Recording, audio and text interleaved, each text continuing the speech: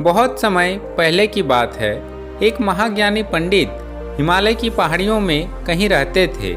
लोगों के बीच रहकर वह थक चुके थे और अब ईश्वर भक्ति करते हुए एक सादा जीवन व्यतीत करना चाहते थे। लेकिन उनकी प्रसिद्धि इतनी थी कि लोग दुर्गम पहाड़ियों, सकरे रास्तों, नदी झरनों को पार करके भी उनसे मिलना चाहते थे। लोगों का मानना था कि यह विद्वान उनकी हर समस्या का समाधान कर सकता है। इस बार भी कुछ लोग ढूंढते हुए उनकी कुटिया तक आ पहुँचे। पंडित जी ने उन्हें इंतजार करने के लिए कहा। 3 दिन बीत गए। अब और भी कई लोग वहां पहुंच गए। जब लोगों के लिए जगह कम पड़ने लगी तब पंडित जी बोले, आज मैं आप सभी के प्रश्नों का उत्तर दूंगा, पर आपको वचन देना होगा कि यहाँ से जाने के बाद आप किसी और से इस स्थान के बारे में नहीं बताएंगे, ताकि आज के बाद मैं एकांत में रहकर अपनी साधना कर सकूं। चलिए अपनी अपनी समस्याएं बताइए।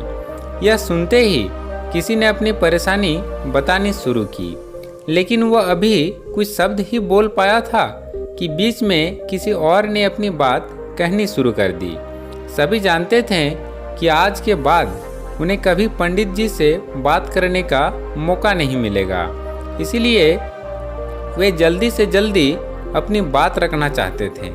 कुछ ही देर में वहाँ का दृश्य मछली बाजार जैसा हो गया और अंततः पंडित जी को चीख कर बोलना पड़ा, कृपया शांत हो जाइए। अपनी अपनी समस्याएं एक पर्चे पे लिखकर मुझे दीजिए। सभी ने अपनी अपनी समस्याएं लिखकर आगे बढ़ा दी। पंडित जी ने सारे पर्चे लिए और उन्हें एक टोकरी में डालकर मिला दिया और बोले, इस टोकरी को एक दूसरे को पास कीजिए। हर व्यक्ति एक पर्ची उठाएगा और उसे पढ़ेगा। उसके बाद उसे निर्णय लेना होगा कि क्या वह अपनी समस्या को इस समस्या से बदलना चाहते हैं। हर व्यक्ति एक पर्चा उठाता, उसे पढ़ता और सहम सा जाता।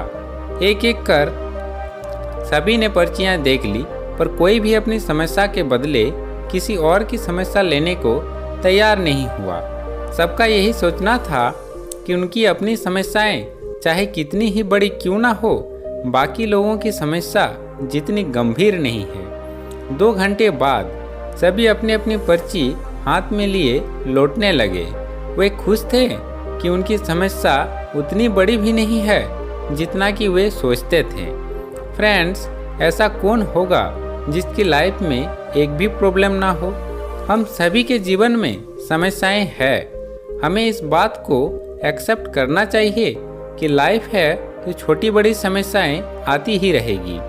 ऐसे में दुखी होकर उसी के बारे में सोचने से अच्छा है कि हम अपना ध्यान उसके निवारण पे लगाएं, और अगर उसका कोई सॉल्यूशन ही ना हो तो अन्य चीज़ों पर फोकस करें।